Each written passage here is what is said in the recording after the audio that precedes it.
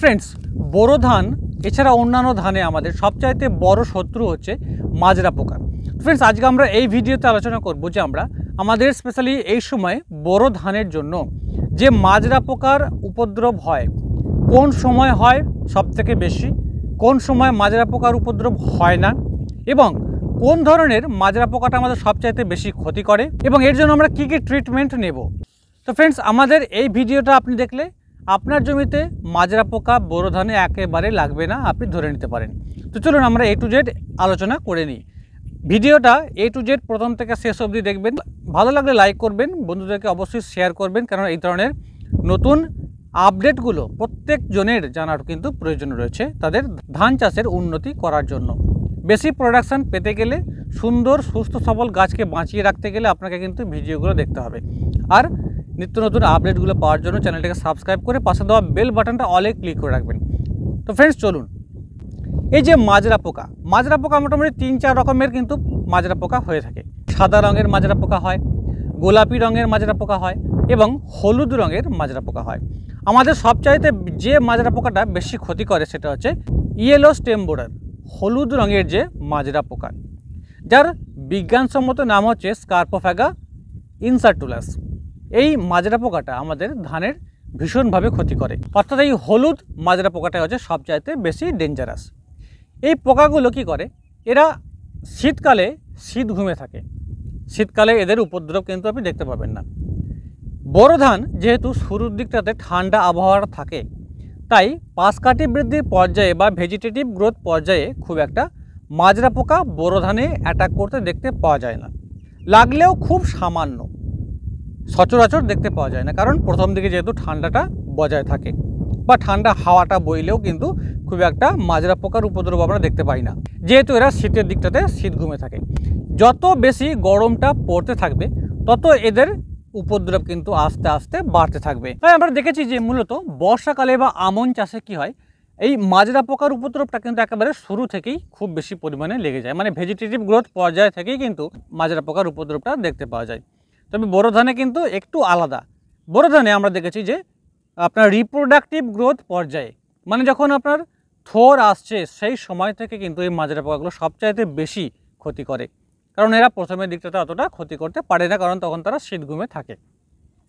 তো সেই কারণে আমরা যদি বোরো ধানে ভেজিটেটিভ গ্রোথ পর্যায়েতে দানা ওষুধ যেগুলো মাজরা পোকার জন্য দিই সেগুলো আমরা নাও প্রয়োগ করতে পারি। প্রয়োজন হলে যদি দু একটা আপনি অ্যাটাক দেখতে পান, সেক্ষেত্রে আপনি স্প্রেয়াবল প্রয়োগ করে দেবেন। স্প্রেয়াবল যে সমস্ত কীটনাশকগুলো রয়েছে সেগুলোকে স্প্রে করে দেবেন। আর যখনই রিপ্রোডাক্টিভ গ্রোথ পর্যায়ে চালু হয়ে যাবে সেই সময় কিন্তু আপনাকে দানাদার ওষুধটাকে প্রয়োগ করতে হবে। তাই আমরা দেখেছি যে এই বোরো ধানে শীষ বেরোনোর সময় ম্যাক্সিমাম সাদা শীষ হয়ে যায়, ভীষণভাবে ক্ষতিগ্রস্ত হই আমরা চাষিরা। তো ভালো প্রোডাকশান পেতে গেলে আমাদেরকে কিন্তু এই নিয়মটাকে অবশ্যই ফলো করতে হবে। এই মাজরা পোকাগুলো ফ্রেন্ডস কীভাবে ক্ষতি করে একটু আমাদেরকে জানতে হবে। এরা প্রথমে ধান গাছের পাতার উপরে ডিম পারবে। 7টা-8টা করে গুচ্ছ আপনি পাতার উপরে দেখতে পাবেন। একটা গুচ্ছতে মোটামুটি 50 থেকে 80টা পর্যন্ত ডিম থেকে যায়। সেই ডিমগুলো কিছুদিন পর লার্ভাগুলো বেরিয়ে আসবে। সেই লার্ভাগুলো তখন কি করবে, আপনার পাতা থেকে বেয়ে বেয়ে কাণ্ডের দিকে নেমে আসবে। নেমে আসে ঠিক গোড়া থেকে এরা ফুটো করে ভিতরে প্রবেশ করে যাবে। সেখান থেকে রসটাকে চুষে খাবে। মাটি থেকে শোষণ করা যাবতীয় পুষ্টি রস সেগুলো কিন্তু আর উপরের দিকে পাঠাতে পারবে না। তখন গাছের সেই অংশগুলো কী হবে, শুকিয়ে নষ্ট হয়ে যাবে। ধরুন থোর এসে গেছে, তখন ওই জায়গাটা ফুটো করে যখন ঢুকে ভিতরে রসটা চুষে খাবে, তখন থোরটা আপনার যখন বাইরে বেরিয়ে আসবে দেখবেন সাদা হয়ে আসছে। তার কারণ হচ্ছে যে ওই জায়গায় যাবতীয় রসটা তো ও খেয়ে নিয়েছে, তো আপনার শীষে কোনো রকম পুষ্টি রস আসতে পারেনি। তাই শীষটা শুধুমাত্র আপনার নিরস অর্থাৎ শুকনো অবস্থায় রয়ে গেছে। আপনি টানবেন দেখবেন উঠে আসছে, অর্থাৎ ভিতরে অংশটা পুরো শুকিয়ে নষ্ট করে দিয়েছে। ম্যাক্সিমাম ক্ষতি হয়, প্রচুর ক্ষতি হয় এই বোরো ধানে আমাদের রিপ্রোডাক্টিভ গ্রোথ পর্যায়ে বা থোর আসার সময়তে সবথেকে বেশি এই মাজরা পোকা ক্ষতি করে। এই যে সবথেকে বেশি সর্বনাশ করে এই যে মাজরা পোকা, এদের জীবনচক্রটা কীরকম দেখুন। প্রথমে এরা ডিম পারবে, তারপর লার্ভা, তারপর পিউপা, তারপর পূর্ণাঙ্গ, এই যে লাইফ সাইকেলে চলে। আর এরা সবথেকে আমাদের ধানে ক্ষতিটা করে হচ্ছে লার্ভা পর্যায়েতে, কারণ ওই সময় এরা কাণ্ডের নিচের দিকে নেমে গিয়ে ভিতরে ফুটো করে ঢুকে যায়, সেখান থেকে রসগুলো চুষে খেয়ে সমস্ত ধানটাকে নষ্ট করে দেয়। তো চলুন ফ্রেন্ডস, এবার আমরা জানবো যে কোন কোন ধরনের প্রোটেকশন আমরা নিলে আমরা মাজরার হাত থেকে আমাদের বোরো ধানটাকে সম্পূর্ণভাবে রক্ষা করতে পারবো। তার মধ্যে 1 নম্বর হচ্ছে বর্তমানে সবথেকে বেশি প্রচলিত ওষুধ হচ্ছে এফএমসি কোম্পানির ফাটেরা। এফএমসি কোম্পানির ফাটেরা দানাদার ওষুধ আমাদেরকে প্রয়োগ করতে হবে। এর যে কম্পোজিশন হচ্ছে ক্লোরানটনিলিপ্রল 0.4% GR।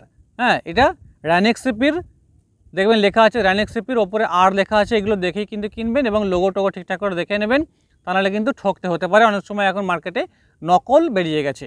এটা সম্পূর্ণ 100% সিস্টেমিক কীটনাশক। মাটিতে প্রয়োগ করার ফলে কি হয়, মূল দ্বারা শোষিত হয়ে টোটাল গাছের শরীরে ছড়িয়ে পড়ে এবং সেই অংশ যখনই সেই কীটগুলো চুষে চুষে খায় তখন তাদের মধ্যে বিষক্রিয়া সৃষ্টি হয়, তারা প্যারালাইসিস হয়ে পড়ে এবং মরে যায়। এই ওষুধগুলো দ্বারা আপনি কিন্তু মাজরা পোকার পাশাপাশি যে লিফ ফোল্ডার পাতা মুড়ে দেয়, পাতা মুড়ে দেওয়া পোকাগুলো কিন্তু সম্পূর্ণভাবে নষ্ট করে ফেলতে পারবেন। আমরা কি পরিমাণ ডোজ ব্যবহার করব, 100 শতক বা 1 একরে আমরা 4 কেজি হারে ফাটেরাকে প্রয়োগ করব দানাদার হিসেবে, আর 1 শতক জমির জন্য আমরা 40 গ্রাম হারে ব্যবহার করতে পারি। আপনি মোটামুটি বোরো ধানে 40 দিন পর আপনি কিন্তু দানাদার ওষুধটাকে প্রয়োগ করে দিতে পারেন, খুব ভালো রেজাল্ট আপনি পাবেন। এছাড়া এফএমসি কোরাজেন যেটা 18.5 ক্লোরানটনিলিপ্রল SC, সেটাকে আপনি লিকুইড হিসেবে পাবেন, স্প্রে করতে পারবেন টোটাল জমিতে। হ্যাঁ, আপনি দানাদার হিসেবে অথবা স্প্রেয়াবেল হিসেবেও ব্যবহার করতে পারেন। সবথেকে বেস্ট কাজ হয় দানাদার। এক্ষেত্রে 15 লিটার জলে আপনি 6 ml হারে গুলে স্প্রে করতে হবে। এছাড়া রয়েছে ভিটাকো সিনজেন্টা। এর কাজ কিন্তু এফএমসি ফার্টিলাইজার থেকে আরও বেশি। এর যে টেকনিক্যাল সেটা হচ্ছে ক্লোরানটনিলিপ্রল 0.5% GR, তার সঙ্গে রয়েছে থায়ামিথাক্সন 1%। এটাও কিন্তু 100% সিস্টেমিক কীটনাশক। এটাও আপনার প্রতি একরে 100 শতক জমির জন্য 2.5 কেজি হারে প্রয়োগ করবেন অথবা 25 গ্রাম 1 শতকে ব্যবহার করবেন। স্প্রে হিসেবে আপনি এটাকে ব্যবহার করতে পারেন। হ্যাঁ, এছাড়া পাশাপাশি আমাদের রয়েছে সাইপারমেথ্রিন 5%, ক্লোরপাইরিফস 50%। ইসি ফার্মে যেগুলো হামলা বা আরও অন্যান্য বিভিন্ন ধরনের ব্র্যান্ড রয়েছে আপনি মার্কেটে, সেটাকেও ব্যবহার করতে পারবেন। এটারও ডোজ হচ্ছে আপনার 30 থেকে 40 ml প্রতি 1 ড্রামের জন্য আপনাকে ব্যবহার করতে হবে। 400 ml প্রতি 100 শতক জমির জন্য 200 লিটার জলে গুলে আপনাকে স্প্রে করতে হবে। ভিটাকোকে যদি আপনি স্প্রে করতে চান তাহলে 15 লিটার জলে আপনাকে 2.5 গ্রাম হারে গুলে ব্যবহার করতে হবে।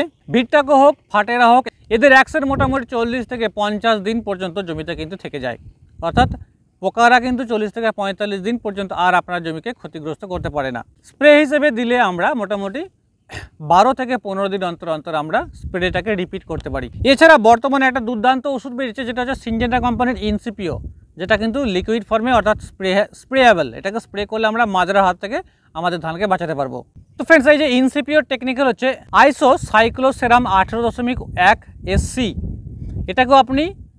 এটা খুব দুর্দান্ত কীটনাশক, এটাকে আপনি ব্যবহার করতে পারেন, দারুণ কাজ হয়। বর্তমানে সিনজেন্টা কোম্পানি কিন্তু ইনসিপিও দারুণভাবে কাজ করছে ধানের মাজরা, লিফ ফোল্ডার এই সমস্ত কীটগুলোকে মারার জন্য। ইনসিপিওর ডোজটা কেমন হবে, 1 একর বা 100 শতক জমির জন্য 200 লিটার জলে গুলে আপনাকে 120 ml হারে আপনাকে স্প্রে করতে হবে, অথবা 15 লিটার জলে আপনারা মোটামুটি 12 ml হারে গুলে কিন্তু স্প্রে করলে ইনসিপিও দারুণ রেজাল্ট দেবে। এছাড়া ফ্রেন্ডস, আমাদের কাছে রয়েছে আর একটা খুব দুর্দান্ত সলিউশন যেটা হচ্ছে বায়ার কোম্পানির ভায়াগো। ভায়াগোর যে টেকনিক্যাল সেটা হচ্ছে যে টেট্রানিলিপ্রল 200 SC। এগুলোকেও আপনারা এই যে স্প্রেয়াবেলগুলো বললাম, এগুলো আমরা মোটামুটি ধান রোপণের 15 দিন পর থেকেও কিন্তু আমরা এগুলোকে স্প্রে করতে পারি, মোটামুটি 12 থেকে 15 দিনের গ্যাপে গ্যাপে। দুর্দান্ত কাজ হবে। ভায়াগোর ডোজটা কেমন হবে, 200 লিটার জলে গুলে 120 ml হারে আপনাকে স্প্রে করতে হবে 100 শতক জমির জন্য, অথবা 15 লিটার জলের জন্য আমরা 15 ml হারে স্প্রে করতে পারি এই ভায়াগোকে। তো ফ্রেন্ডস, এই ছিল আজকে বোরো ধানের মাজরা পোকার, কোন ধরনের মাজরা পোকা কী ধরনের ক্ষতি করে, তার রঙটা কেমন হবে, কোন কোন ওষুধ ব্যবহার করলে আমরা আমাদের মাজরা থেকে সম্পূর্ণ আমাদের বোরো ধানকে বাঁচাতে পারবো, তার ডিটেলস সলিউশন। ফ্রেন্ডস, ভিডিওটা ভালো লাগলে লাইক করবেন, বন্ধুদেরকে শেয়ার করবেন, চ্যানেলটিকে সাবস্ক্রাইব করবেন।